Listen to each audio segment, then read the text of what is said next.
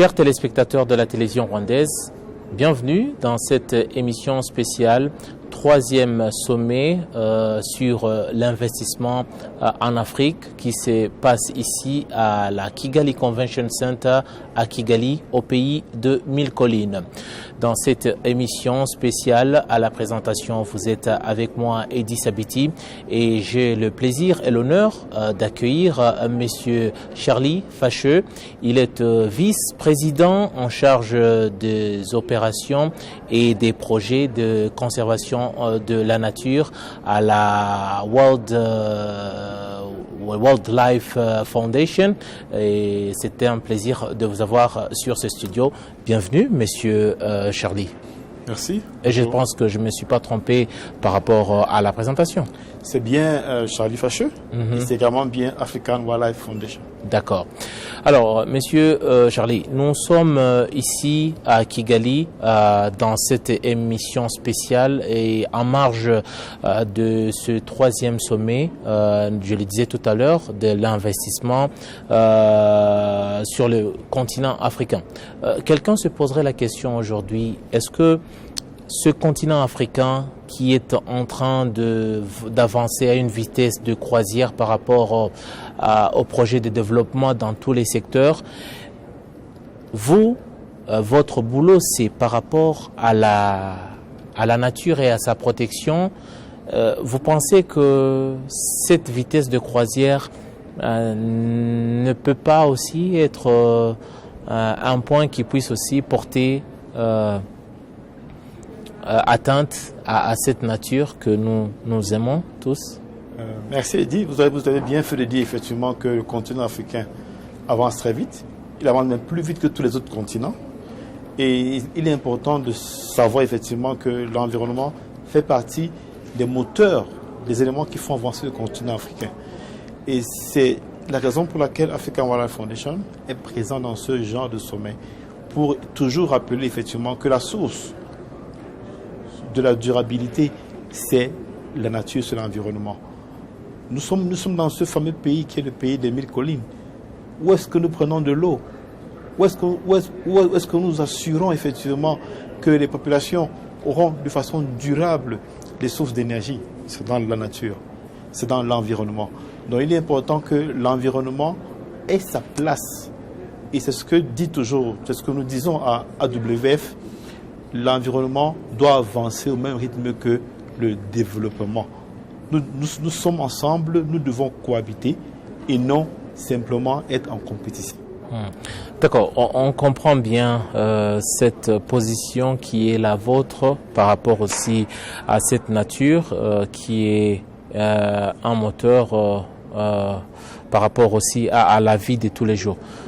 Alors, j'aimerais savoir, aujourd'hui, on préconise l'implantation ou la mise en place des industries en Afrique, surtout les industries de transformation, puisque, comme l'ont déclaré les chefs d'État tout à l'heure, l'Afrique veut quitter cette époque où elle ne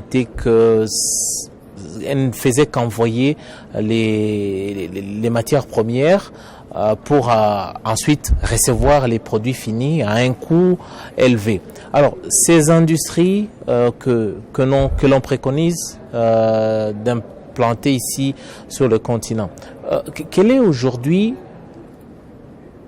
l'équilibre entre ces projets et aussi cette protection de l'environnement?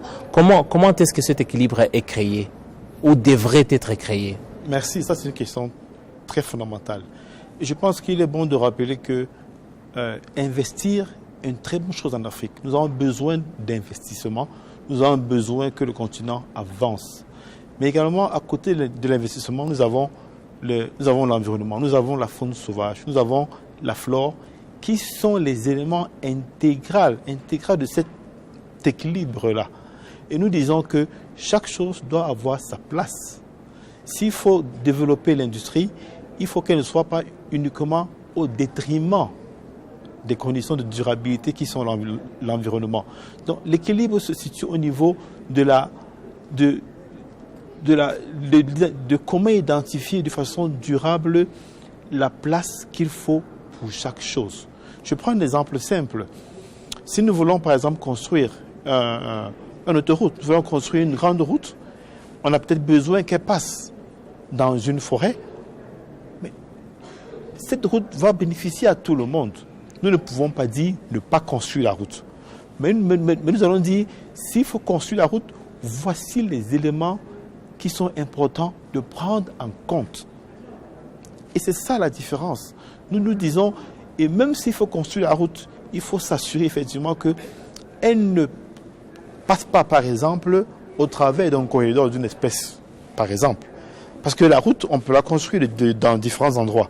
Donc, notre message, c'est de faire en sorte que oui, investissons, développons-nous, mais faisons-le de façon en sorte que nous cohabitons. Il faut une coexistence pacifique entre les hommes, la nature, les animaux et tout ce qui compte. Nous sommes dans un ensemble qui est le landscape. Et nous sommes tous des éléments de ce landscape-là. Et je pense que votre mot équilibre est un mot primordial, mais il revient à faire en sorte que nous trouvons les éléments, les conditions pour que chaque chose avance sans nécessairement au détriment d'une autre chose. Alors, j'aimerais revenir sur un élément aussi très important qui va avec la question que je venais de poser. C'est vrai que Africa Wildlife Foundation, c'est la protection de l'environnement. Mais il y a un élément très important dans cette protection de l'environnement.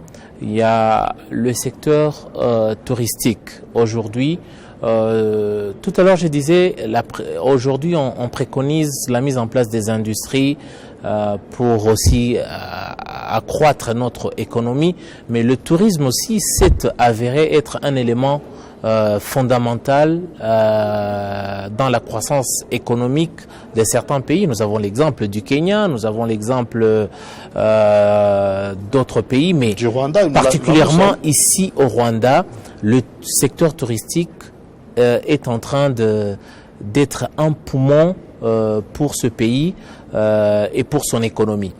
Alors, aujourd'hui, si le Rwanda est en train de réussir par rapport au secteur touristique, ce n'est pas le cas pour les autres pays de ces trois communautés qu'on retrouve dans ce troisième sommet sur l'investissement en Afrique. Je vais dire la COMESA, nous avons la East African Community, mais également nous avons la SADC qui sont... Voilà, ce n'est pas le cas pour tous ces pays.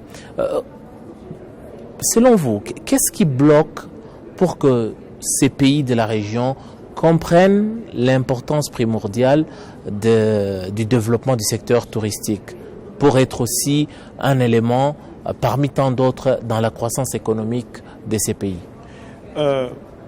Vous avez tout à l'heure donné un élément important, un mot-clé qui est pour moi une première réponse à votre question, c'est la notion de recherche d'équilibre.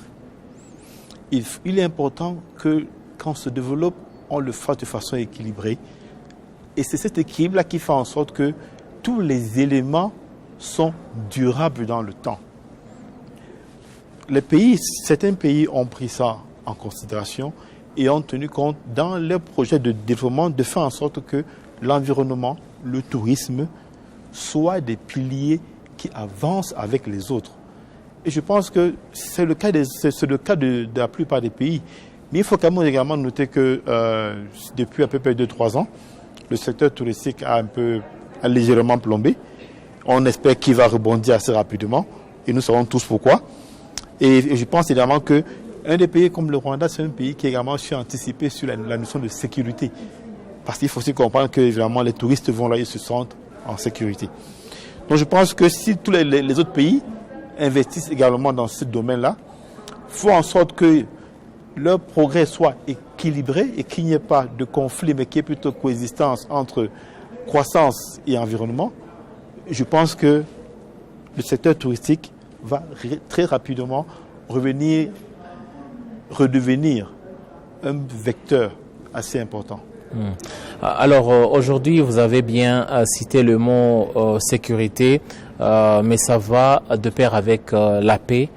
Aujourd'hui, pensez-vous que, avant de penser à développer les secteurs touristiques aussi, est-ce qu'on ne devrait pas penser d'abord à renforcer la paix et la sécurité pour que cela soit une réalité, notamment pour les pays de la région? Non, je pense que la paix et la sécurité doivent être une réalité pour tous les pays du monde. Ça, c'est un élément important. On ne peut rien faire dans le désordre, ça c'est clair. Donc tout le monde a besoin de vivre en paix. Et je pense que c'est un problème qui actuellement secoue tout le monde entier.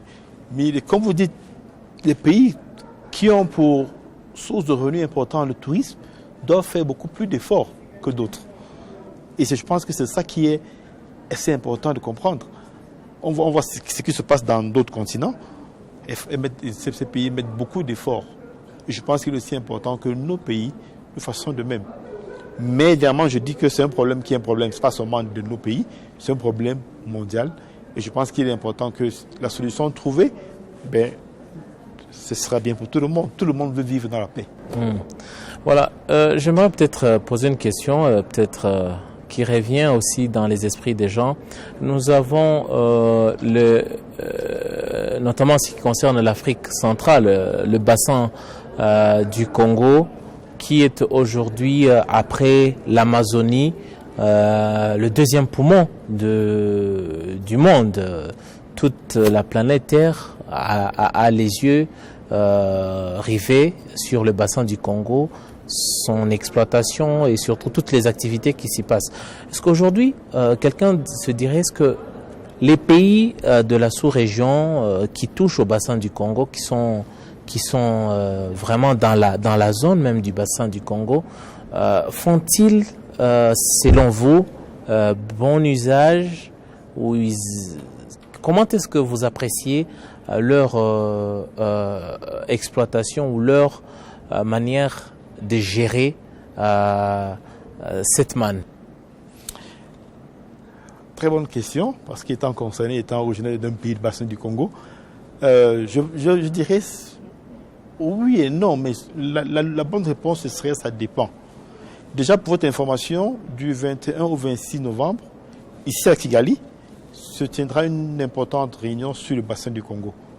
Et ça, c'est déjà important, où les pays et les partenaires réfléchissent sur comment rendre ce poumon dans son expression totale, c'est-à-dire bénéficier en même temps aux populations, au secteur privé, aux autochtones, mais également conserver son poumon, son poumon naturel pour le monde. Maintenant, vous savez très bien que dans certains pays du bassin du Congo, il y a ce problème d'insécurité. Et je pense que il est aussi important de se dire effectivement que dès que les problèmes de sécurité seront réglés, nous sommes tout à fait confiants que le bassin du Congo reprendra la place qui est la sienne.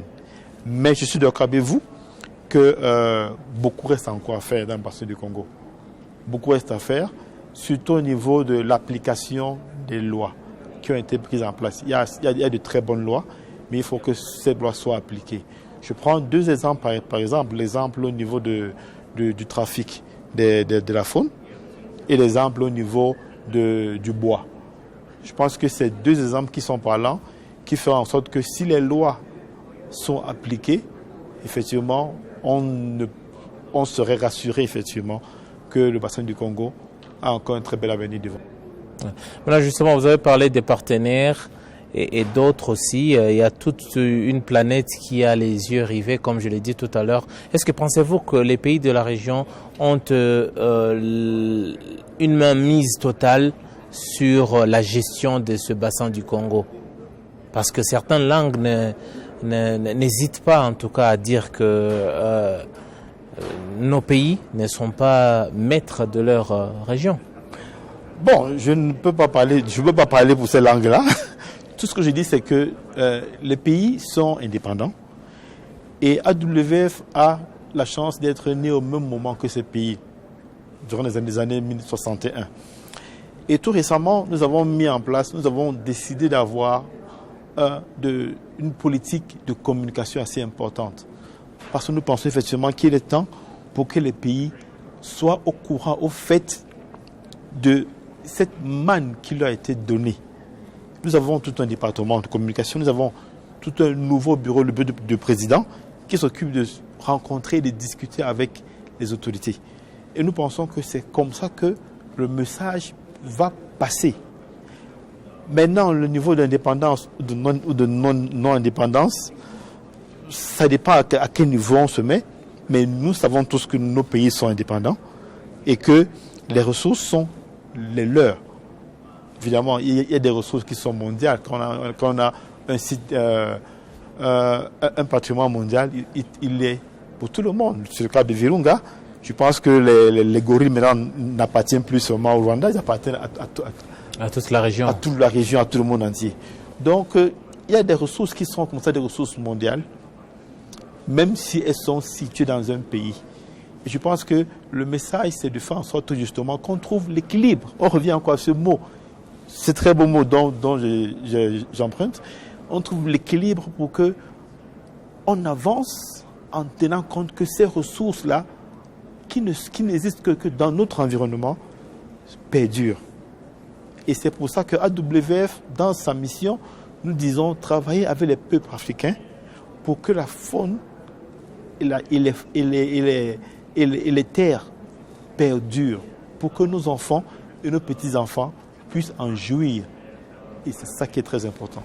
Chers téléspectateurs de la télévision rwandaise, merci de nous avoir prêté votre attention dans cette émission spéciale 3e sommet sur l'investissement mondial en Afrique. À la présentation de cette émission, j'étais Idrissa Biti. J'avais l'honneur de recevoir Monsieur Charlie Facheux.